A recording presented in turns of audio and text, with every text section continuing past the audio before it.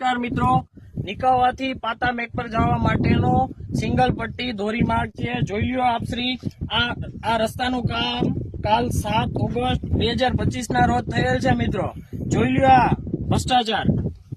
આ રોડ એની થિકનેસ જુઓ, આ હાથેથી ડામર આમ પોપડા નીકળી જાય છે. મિત્રો 30 લાખ રૂપિયામાં 700 ટન આ મટીરિયલ યુઝ કરવાનું હતું. તો હવે આ રોડ આ કેટલો ટાઈમ ટકે સાહેબ?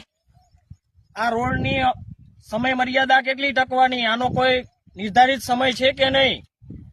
આવી રીતનો ભ્રષ્ટાચાર રોલમપોલ રોડના, રસ્તાના, પુલના, ગટરોના કોન્ટ્રાક્ટના નામે ચાલે છે. અને ફોટો પડાવવા માટે સર્વે લોકો જે કોન્ટ્રાક્ટરો હોય છે, મોટા હોદ્દેદારો હોય છે, સમયસર આવી જાય છે, પણ રોડ